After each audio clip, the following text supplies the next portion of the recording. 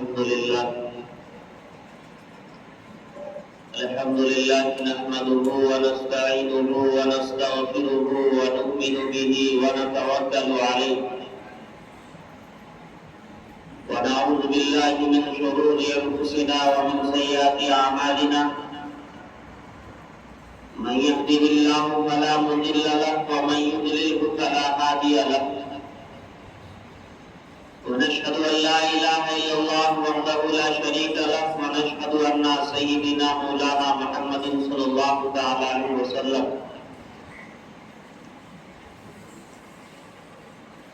وقال النبي صلى الله عليه وسلم الدنيا سجن المؤمن وجنة الكافر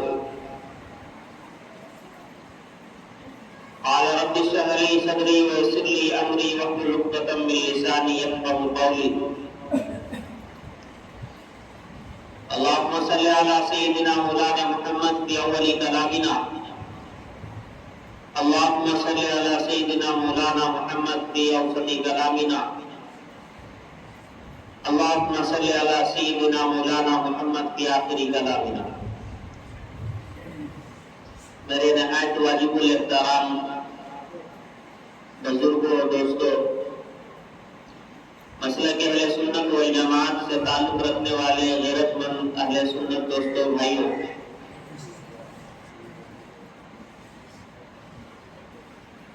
اللہ رب العزت کا بے انتہا کرم ہے کہ اللہ تبارک و تعالی نے ہمیں اور آپ کو جمعے کی نماز کے لیے ایک جگہ جمع ہونے کی توفیق عطا فرمائی۔ اللہ نے اس دنیا کو دار العمل بنایا ہے اور دار الامتحان بھی اس کو کہا جاتا ہے۔ اس دنیا کے اندر غم بھی ہے، خوشی بھی ہے، تکالیف بھی ہے، مصائب بھی ہے۔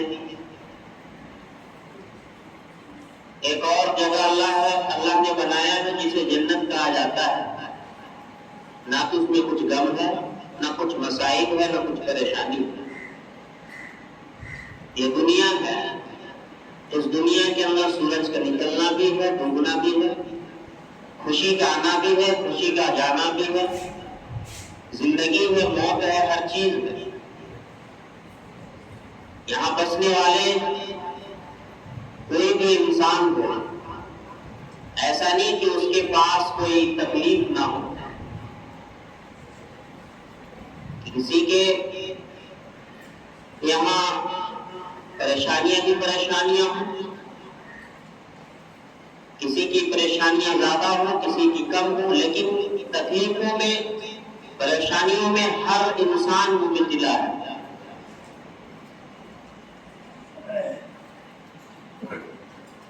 اللہ تبارک و تعالی جب کسی بندہ کو کوئی تکلیف یا پریشانی یا مصیبت میں ڈالتا ہے، حدیث پاک کے اندر آتا ہے کہ اللہ تبارک و تعالیٰ اس بندے کو مصیبت اور تکلیفوں میں، بیماریوں میں مبتلا کرتا ہے جسے اللہ تبارک و تعالیٰ محبت کرتے ہیں۔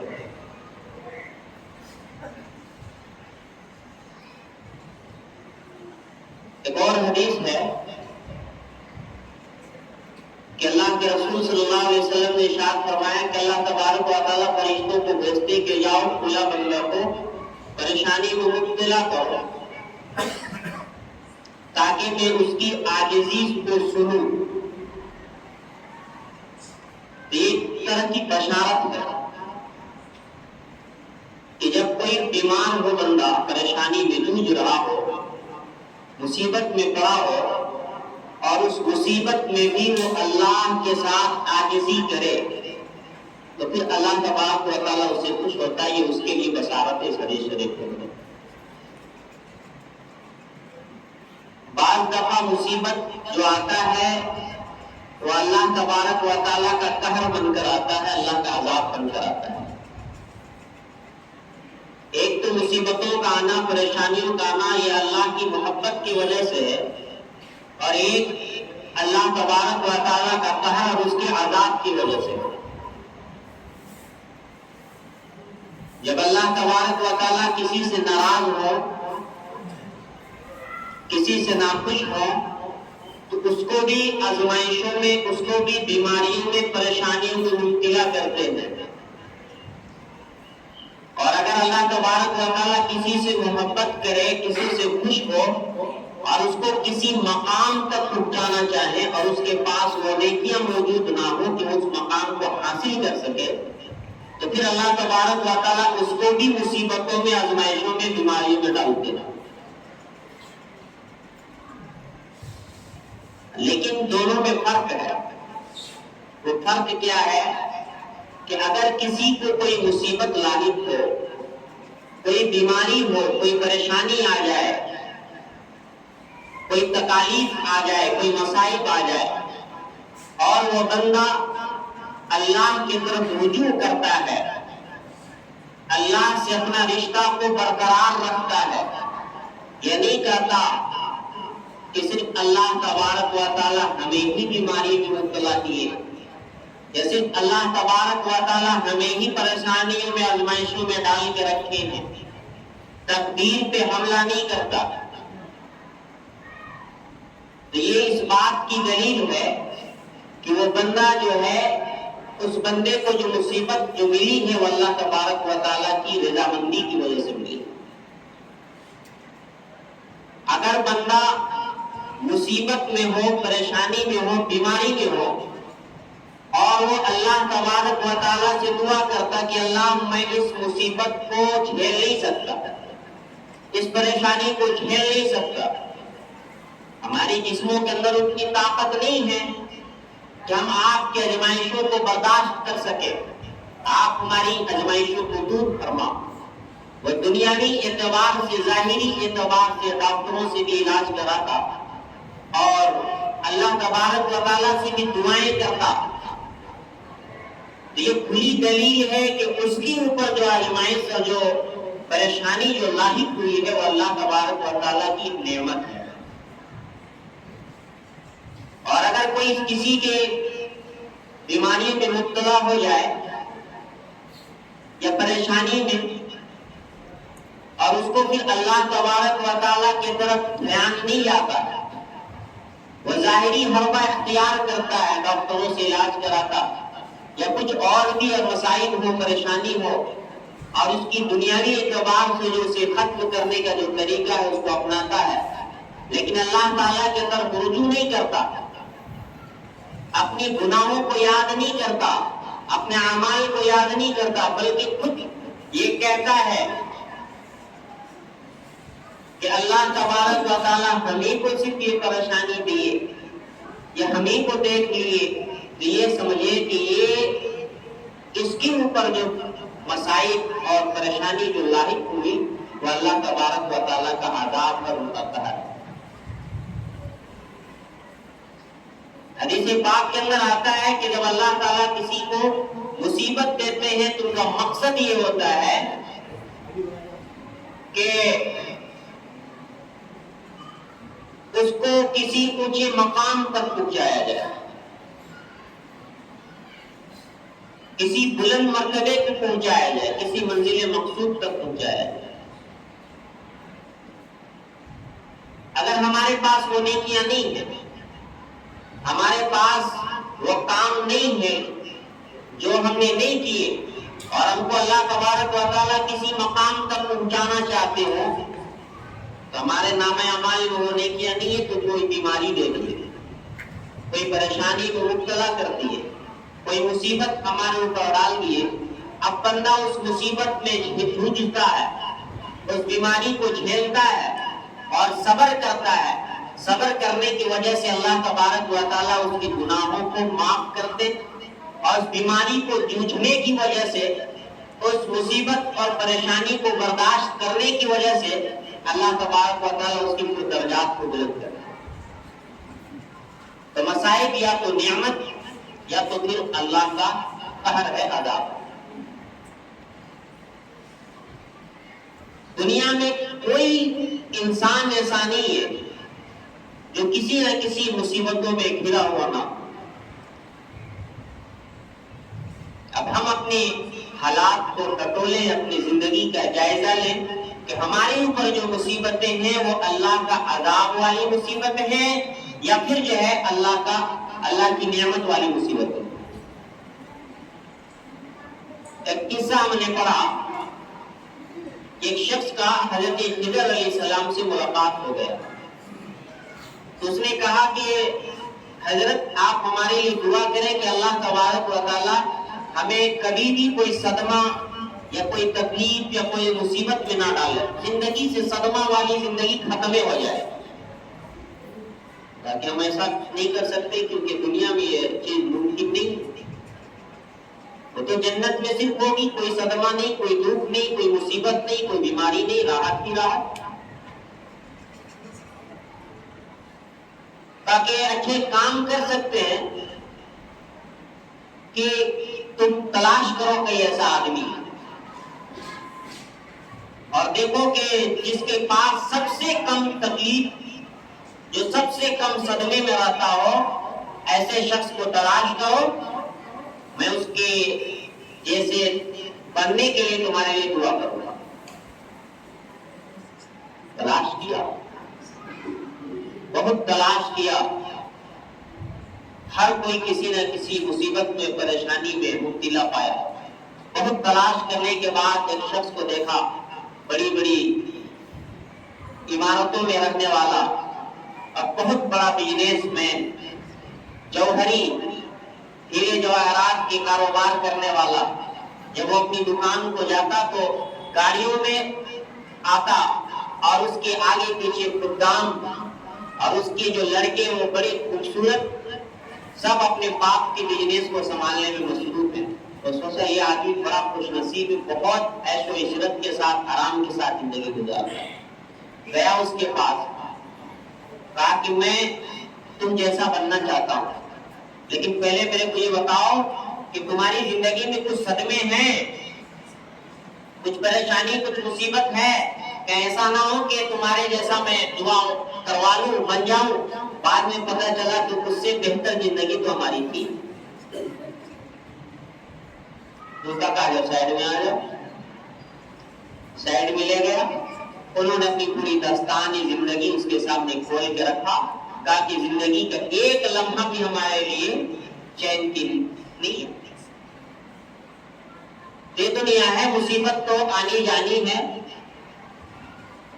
راحت، فرحت، خوشی یہ آخرت میں، جنت میں میسر ہوگی، اس کے علاوہ دنیا میں نہیں۔ دنیا میں خوشی بھی ہوگا، غمی بھی ہوگا، پریشانی بھی آئے گی، مصیبتیں بھی آئیں گی، صحت یابی بھی ملیں گی، بیماری بھی ملے گی۔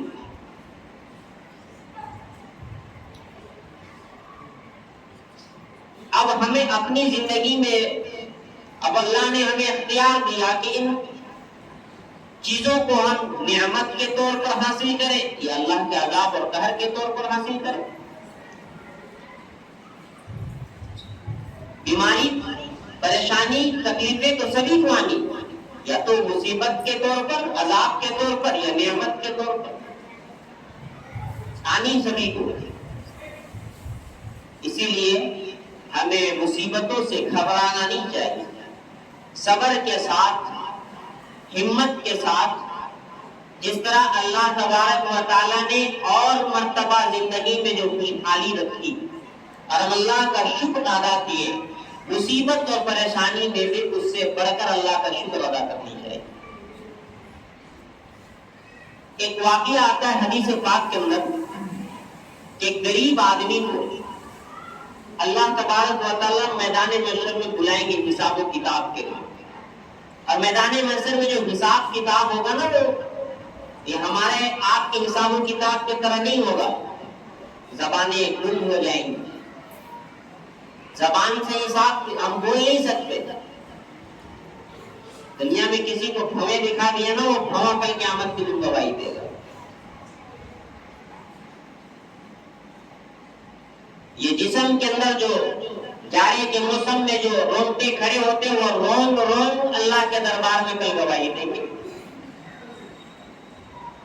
جس جگہ پہ بیٹھ کے ہم گناہ کریں نیکی کریں وہ جگہ کل قیامت کے دن اس کے ذرات اللہ کے سامنے گواہی دیں گے.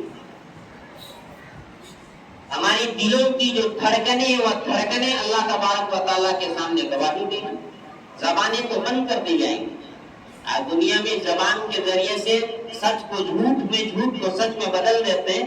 کل قیامت میں اس کی بس نہیں چلے گی. جسم کے اعضاء گواہی دیں گے.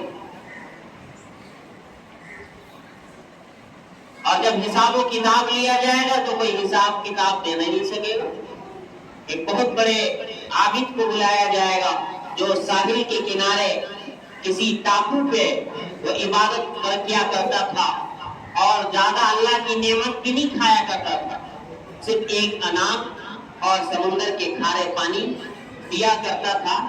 اللہ تبارک و تعالیٰ اسے بلائیں گے آجا تمہارا حساب لیتے.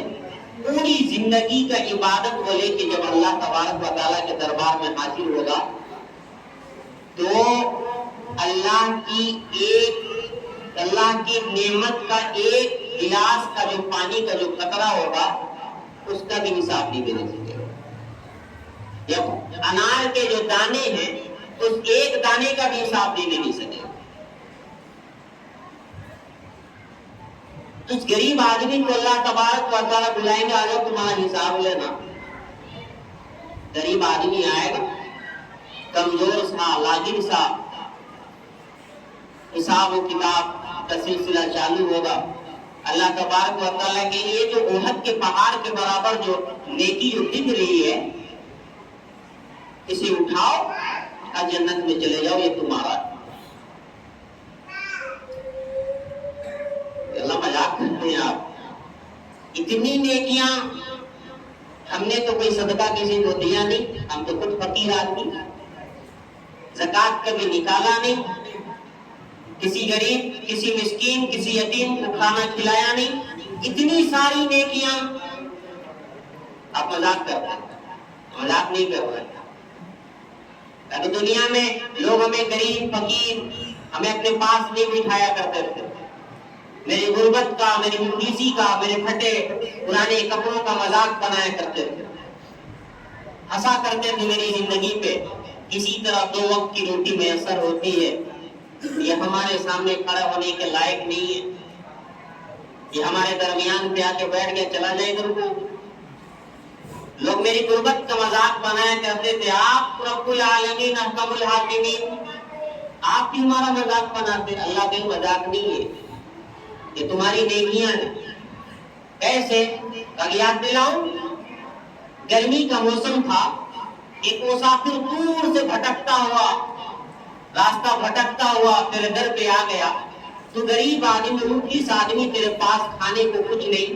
تو نے حضور کا ایک مٹھ لی اسے کھانے کو دیا اور پانی کا ایک گلاس دیا. تمہاری اس اخلاص کی وجہ سے تمہاری اس چھوٹی سی نیکی مجھے اتنی پسند آئی. میں نے اسے اپنے دست مبارک پہ لیا اور اس کو پروان چڑھایا. اتنا پڑا کیا. آج جب تم حساب و کتاب دینے کے لیے میرے در پہ حاضر ہے تو دیکھو یہ بہت پہاڑ سے بھی بڑا.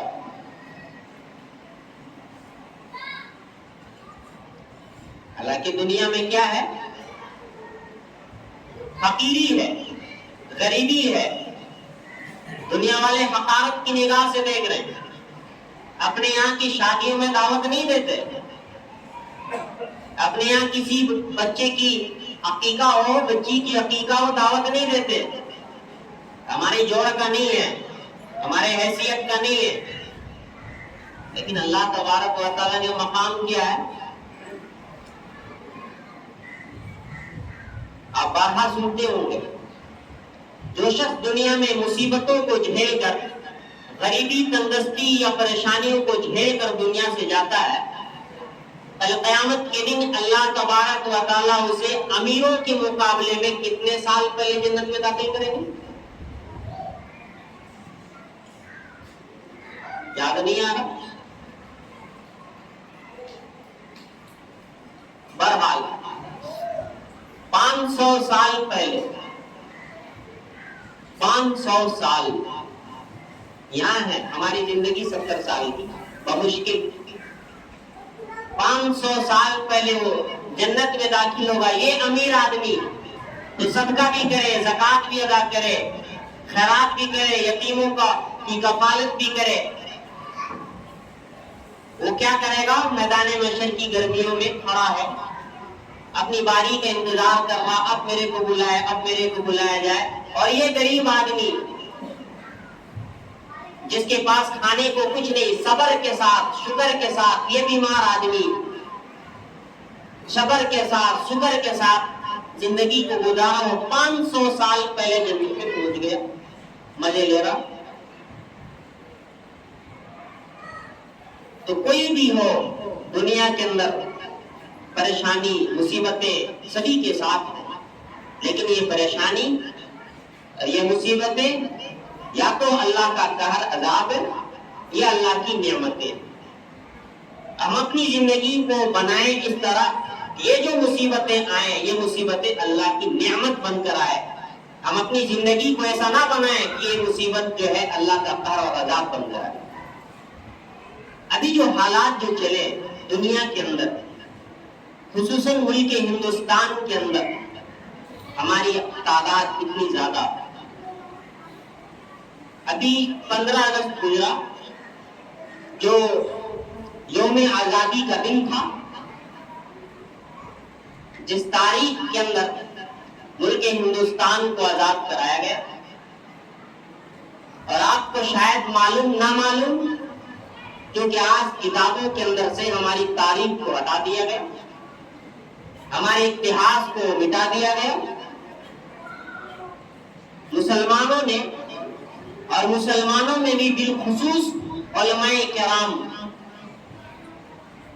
150 سال تک تنے تنہا علماء کرام کی جماعت انگریز کے خلاف آزادی کی معرکہ میں شرکت کی. 1830 میں ہار ہوئی، پھر اس کے بعد پھر دوبارہ کوشش کی گئی، پھر 1857 میں ہار ہوئی، پھر اس کے بعد جو ہے ہندو مسلم ایکتا کی تحریک چلائی گئی، پھر اس کے بعد جو 47 میں دیش آزاد ہوا. ایک لمبی تاریخ میں، اور تاریخ بیان نہیں کرتی، کسی موقع پہ بیان کی جائے. لیکن اس ملک کی آزادی میں سبھی کا برابر کا حصہ. ایک اعتبار سے دیکھا جائے تو سب سے پہلے آزادی کی جو سور جو پھونکی گئی وہ علماء کرام کی جماعت نے پھونکی. تنے تنا 150 سال تک مسلمان اس جنگ میں لڑتے رہے، انگریزوں کے خلاف بغاوت بلند کیے. مالٹا کی جیل پہ، جسے کالی کوٹری کہا جاتا ہے، کالا پانی کی جو سزا کہا جاتا، سب سے پہلے مسلمانوں کو ڈالا گیا. وہ مسلمان اس قید کے مستحق بنے، لیکن مسلمانوں میں کبھی ہمت نہیں آئی. بالآخر ملک کو آزاد کرایا گیا، ملک انگریزوں سے آزاد ہو گیا، ملک آزاد ہو گیا. اتنی قربانی کے باوجود آج ملک ہندوستان کے اندر یہ جو مسلمان اور یہ جو اقلیت قوم آج اتنے جو دبائے جا رہے ہیں، جتنے پریشان حال ہیں، پریشانیوں میں جو مبتلا ہیں، یہ اللہ کی نعمت نہیں ہے، یہ اللہ کا عذاب ہے. یہ کیا ہے؟ اللہ کا عذاب ہے. اللہ کے رسول صلی اللہ علیہ وسلم کی بھی حدیث ہے کہ جب مسلمان اپنا تعلقات کو اپنے رب سے توڑ لے گا تو اس کے اوپر ظالم بادشاہ مقرر کر دیے جائیں گے. ہر مسلمانوں کی زبان پہ آپ سننے کو ملے گا. اور ایک میں نے ابھی بات کہی کہ اگر کسی کے اوپر مصیبت لاحق ہو جائے، کوئی پریشانی میں مبتلا ہو جائے، تو یہ اللہ کا عذاب نہیں، اللہ کی نعمت. اس کی پہچان یہ ہے کہ اگر مصیبت میں اسے اللہ یاد آئے تو یہ اللہ کی نعمت. اگر مصیبت میں اس کو اللہ یاد نہ آئے، اپنا تقدیر یاد آئے، تقدیر پہ حملہ کرے، تو پھر یہ اللہ کا عذاب ہے. ابھی جو پریشانیاں جو مبتلا ہوئی، شاید کسی ولی اللہ اور نیک انسان کے دل و دماغ اور زبان پہ یہ باتیں آتی کہ جو یہ مصیبتیں ہمارے اوپر، ہندوستان کے لوگوں کے اوپر جو آ رہی ہے وہ ہماری گناہوں اور ہمارے بدعمالیوں کے نتیجے میں ہے، ورنہ سبھی کا یہی یہ بی جے پی کا کرتوت ہے، یہ آر ایس ایس کا ہے، یہ بجرنگ دل کا ہے، یہ وشو ہندو پریشد کا ہے۔ تقدیر پہ حملہ، وہاں ہمیں اپنی کرتوت یاد نہیں آتی، وہاں ہمیں اپنے نام اعمال یاد نہیں آتے کہ صبح سے شام تک ہم کتنی غفلت کی زندگی سو رہے ہیں، صبح سے شام تک ہم کتنی نافرمانیوں میں زندگی کو گزار رہے ہیں، ہم نے کتنے پڑوس کا حق مارا، کتنے پڑوس کو دبایا، کتنے بھائیوں کے دلوں کے وہ چھلنی کیا، کتنے اولادوں نے اپنے ماں باپ کے ارمانوں کو رون ڈالا۔ یہ ہمارے اعمال ہماری نگاہوں کے سامنے نظر نہیں آتے، بلکہ کیا آتا؟ تقدیر پہ حملہ آتا۔ یہ جو عذاب ہے، یہ جو مصیبت ہے، یہ مصیبت ہمارے اوپر اللہ کی عذاب ہے۔ اب ہماری زندگی ہے، اللہ نے ہمیں عقل سلیم عطا کیا ہے، ہمیں چاہیے کہ ہم اپنی زندگی کو سنواریں، اور ہمارے اوپر جو مصیبتیں جو آ رہی ہیں، جو آنے والی ہیں، قیامت تک آئے گی، جب تک دنیا قائم ہے، دنیا میں مصیبتوں کا آنا جانا ہے۔ ہم اپنے اعمال کے ذریعے سے اپنے ان مصیبتوں اور صدموں کو اللہ کی نعمت بنائیں، اللہ کے عذاب نہ بنائیں۔ اللہ تبارک و تعالی ہم سبھی کو کہنے سننے سے زیادہ عمل کی توفیق عطا فرمائے، اور مصیبت اور پریشانیوں میں صبر کے ساتھ زندگی گزارنے کی توفیق نصیب فرمائے۔ تو آپ لوگ دعانا الحمدللہ رب العالمین۔